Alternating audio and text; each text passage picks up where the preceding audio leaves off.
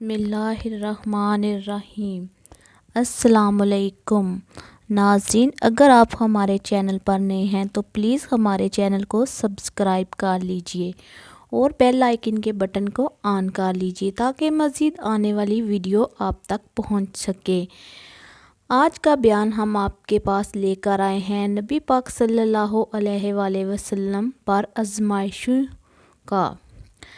قریش کے کچھ لوگ عبداللہ بن جدعان کے پاس آئے اور اس سے بولے، تم بے دین ہو گئے ہو۔ اس نے حیران ہو کر کہا، کیا میرے بارے میں بھی یہ بات کہی جا سکتی ہے؟ اس پر وہ بولے، تمہارے غلام بلال نے آج ایسا ایسا کیا ہے۔ وہ حیرت زدہ رہ گئے کہ کیا کیا ہے انہوں نے۔ عبداللہ بن جدعان نے فوراً قریش کو 100 درہم دیے تاکہ بتوں کی جو توہین ہوئی ہے اس کے بدلے ان کے نام پر کچھ ذبح کر دیا جائے۔ پھر وہ حضرت بلال رضی اللہ عنہ کی طرف بڑھا، اس نے انہیں رسی سے باندھ دیا، تمام دن بھوکا اور پیاسا رکھا، پھر تو یہ اس کا روز کا معمول بن گیا۔ جب دوپہر کے وقت سورج آگ برسانے لگتا تو انہیں گھر سے نکال کر تپتی ہوئی ریت پر چت لٹا دیتا۔ اس وقت ریت اس قدر گرم ہوتی تھی کہ اگر اس پر گوشت کا ٹکڑا رکھ دیا جاتا تو وہ بھی بھن جاتا تھا۔ وہ اسی پر بس نہیں کرتا تھا، ایک وزنی پتھر منگاتا اور ان کے سینے پر رکھ دیتا تاکہ وہ اپنی جگہ پر سے ہل بھی نہ سکیں۔ پھر وہ بدبخت ان سے کہتا، اب یا تو محمد کی رسالت اور پیغمبری سے انکار کر اور لات و عزیٰ کی عبادت کر، ورنہ میں تجھے یہاں اسی طرح لٹائے رکھوں گا یہاں تک کہ تیرا دم نکل جائے گا۔ حضرت بلال رضی اللہ عنہ اس کی بات کے جواب میں فرماتے، آحد آحد یعنی اللہ تعالیٰ ایک ہے، اس کا کوئی شریک نہیں۔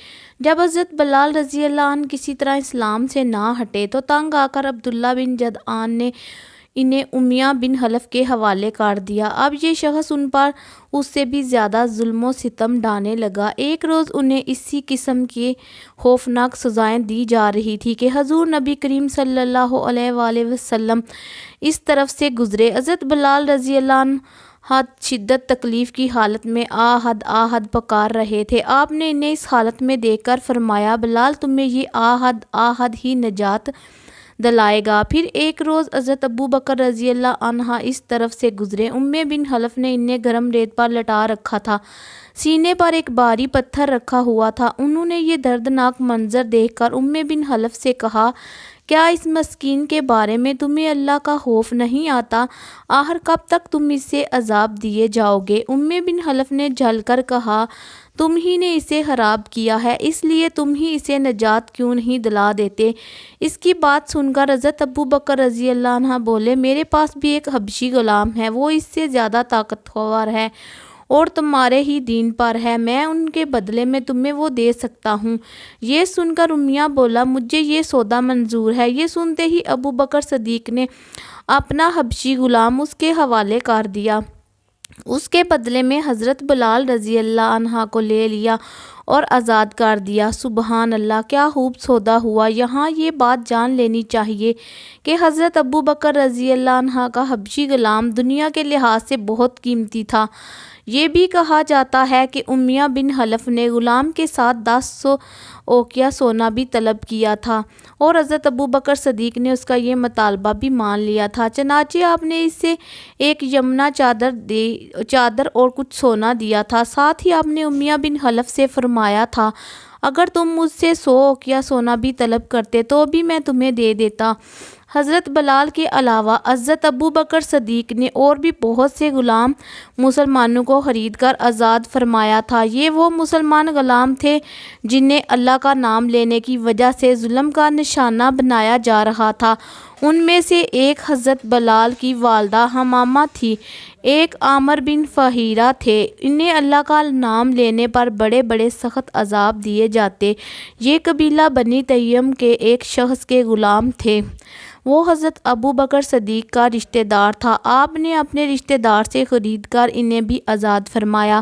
ایک صاحب ابو فقیہ تھے، یہ صفوان بن امیہ کے غلام تھے، یہ حضرت بلال کے ساتھ ہی مسلمان ہوئے تھے۔ صفوان بن امیہ بھی ابتدا میں مسلمانوں کے سخت مخالف تھے۔ وہ فتح مکہ کے بعد اسلام لائے تھے۔ ایک روز انہوں نے حضرت ابو فقیہ کو گرم ریت پر لٹا رکھا تھا۔ ایسے میں حضرت ابو بکر صدیق اس طرف سے گزرے۔ اس وقت صفوان بن امیہ یہ الفاظ کہہ رہے تھے، اسے ابھی اور عذاب دو، یہاں تک کہ محمد یہاں آ کر اپنے جادو سے اسے نجات دلائیں۔ حضرت ابو بکر صدیق نے اسی وقت صفوان بن امیہ سے انہیں خرید کر آزاد کر دیا۔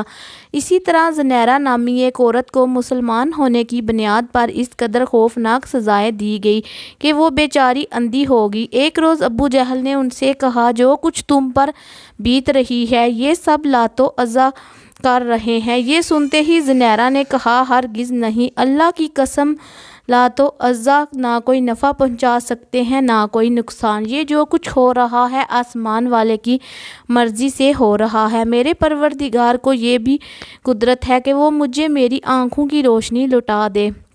دوسرے دن وہ صبح اٹھی تو ان کی آنکھوں کی روشنی اللہ تعالیٰ نے لوٹا دی تھی۔ اس بات کا جب کافروں کو پتہ چلا تو وہ بول اٹھے، یہ محمد کی جادوگری ہے۔ حضرت ابو بکر صدیق نے انہیں بھی خرید کر آزاد کر دیا۔ آپ نے زنیرہ کی بیٹی کو بھی خرید کر آزاد کیا۔ اسی طرح نہدیہ نام کی ایک باندی تھی، ان کی ایک بیٹی بھی تھی، دونوں ولید بن مغیرہ کی باندیاں تھیں، انہیں بھی حضرت ابو بکر نے آزاد کر دیا۔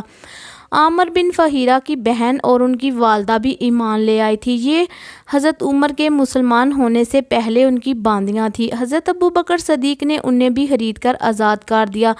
ایمان لانے والے جن لوگوں پر ظلم ڈھائے گئے ان میں سے ایک حضرت خباب بن ارت بھی تھے۔ کافروں نے انہیں اسلام سے پھیرنے کی کوششیں کی مگر یہ ثابت قدم رہے۔ انہیں جاہلیت کے زمانے میں گرفتار کیا گیا تھا، پھر انہیں ایک عورت ام انمار نے خرید لیا۔ یہ ایک لوہار تھے۔ نبی اکرم صلی اللہ علیہ وآلہ وسلم ان کے دلجوئی فرماتے تھے، ان کے پاس تشریف لے جایا کرتے تھے۔ جب یہ مسلمان ہو گئے اور ام انمار کو یہ بات معلوم ہوئی تو اس نے انہیں بہت خوفناک سزائیں دیں۔ وہ لوہے کا کڑا لے کر آگ میں گرم کرتی، خوب سرخ کرتی، پھر اس کو حضرت خباب کے سر پر رکھ دیتی۔